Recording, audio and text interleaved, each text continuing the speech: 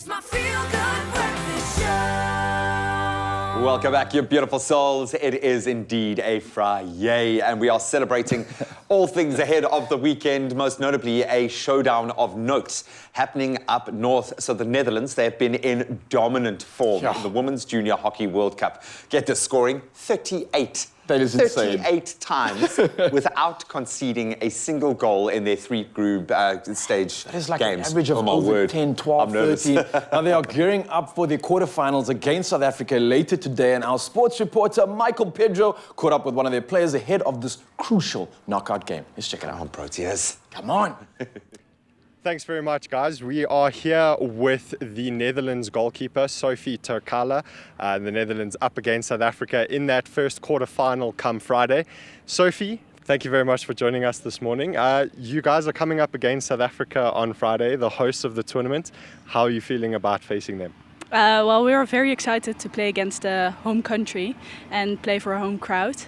And I think South Africa will be a good challenge for us in the quarterfinals. You guys have been pretty dominant in the tournament so far. As the goalkeeper, you haven't really had a lot to do.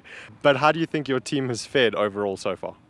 I think we've done really well. I think we've grown into the tournament as well. So we try to, with each game, we try to be a bit better than the last game. And I think we've achieved that. Definitely in scoring goals, we've definitely achieved that. So, how does it work for you then? Obviously, all the play is up the front of the field. When it eventually does come to you, how important is keeping those concentration levels high? I think it's very important, definitely if you have nothing to do the whole game and then suddenly there comes that one ball you have to save.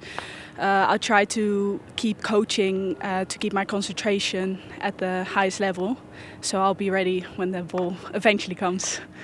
And coming into the tournament, you guys are one of, if not the most successful team at this competition. How do you deal with that added pressure?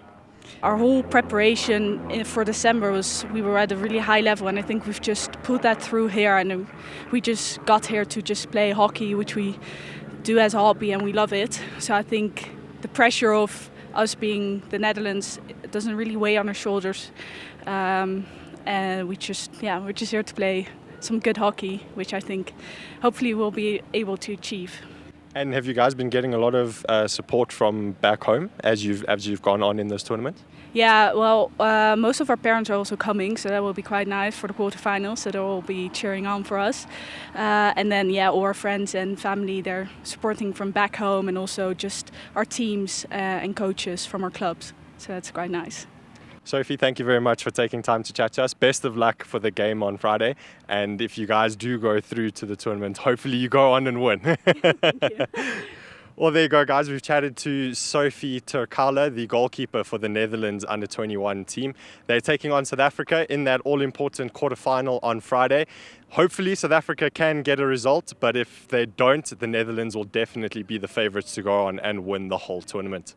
It's my feel-good breakfast show. Mr. De Mornay, from weather news to some sad news, because the sad news is that the Women's Junior Hockey World Cup comes to an end on Tuesday. I mean, after 2 weeks of high-quality matches at the Northwest University, but it has to. I mean, they've been doing great out there. It's just well, it's been a first. It's made history, in fact, and it was such a momentous occasion, in particular for NWU, as they became the first facility to host a Hockey World Cup on African soil. So we thought it only right to shine a light on the efforts that they put into hosting what has been undoubtedly a very successful tournament. And our man on the ground, our sports reporter Michael Pedro, is standing by with a representative from the university to do just that. Thanks very much, guys. It is another beautiful day here in Potchefstroom. And today we are shining a light on the university itself. And with me to chat more about what the tournament means to the university is Lienta Grobler from NWU Business School. Lienta, thank you very much for joining us. Just what does it mean to the university to host a tournament of this international standard? I think it is a huge privilege to host events like this, because it actually enables us to show the world out there that we can not only welcome everyone from wherever they are in the world, but really compete with them at an international level. And how important is a tournament like this in development of the players themselves? I think it fosters a lot of confidence, and it really builds them up to when they need to really develop and into their to their full potential. And I think at the Northwest University Business School, we really share that vision that is also the vision of this Junior Women's World Cup in developing rising stars. We do it through our Moregatsi initiative, a youth innovation competition also aimed at developing the youth and female youth. And I think when I see the results of that in our program and see how they grow and how they really take initiative and start shining as rising stars, I think we see what the potential is of, or the reason is why events like this should happen. And just away sort of from the hockey itself, I mean, what goes into hosting a tournament like this, and maybe the business side of things in terms of the marketing and what you guys have to put in to be able to get something worthwhile out of hosting a tournament? Well, I think a lot of the time we do not realize how big a business sport is, and specifically hosting events for sport is. It is a massive project management effort. It takes significant market knowledge. There goes years of planning into hosting a single week of event. So I think realizing that this is important, and then also developing short courses and other training for sports managers and sports administrators out there is really important. And I think the Northwest University Business School realizes that, and that is why we're really starting to focus on this and attracting a lot of sports people to develop their business skills, to be able to not only invite a bunch of people to show up somewhere, but really be able to get the best out of it for both the persons arranging the entire thing, but also the sports people participating in it, so that it is a development opportunity for them as well. And this is obviously a junior tournament, but are you hoping this will sort of be a springboard for the university to be able to host senior events in the future?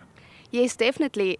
Events like this happen in an open bidding system, and because this is an open bid, you need to really step up your game and prove how good you are in other events. So definitely we're planning on either hosting in 2026 or in 2030 the Senior World Cup, and we hope that this is proof that we are able to do this really, really well. Well, Lienta, thank you very much for your time. Really appreciate it. All the best with that bid for the Senior World Cup. This has been a fantastic event so far, and I have no doubt that if you guys do get that bid, those events will be just as great. Thank you very much. Well, thanks very much, guys. Chatting to NWU Business School representative Lienta Grobler about exactly what it means to the university to be able to host a tournament like this. And hopefully we can see that senior international tournament coming to South African shores and being played right here at the Northwest University. Shout out to our boy Mike Pedro. Yeah, thank you, lad. Holding it down in Potchefstroom for this week, giving us live crossings. I mean, that is amazing. Did you just see like the camaraderie when all the girls came in for the tournament? Love that it, man. The joy. They're going to need it. The Proteas ladies up against Netherlands later today, and they've been on fire. So it's going to be a Titanic showdown, but of course a Titanic dance headed your way in just a moment. Brace yourself right now. What's your flavor? Ooh.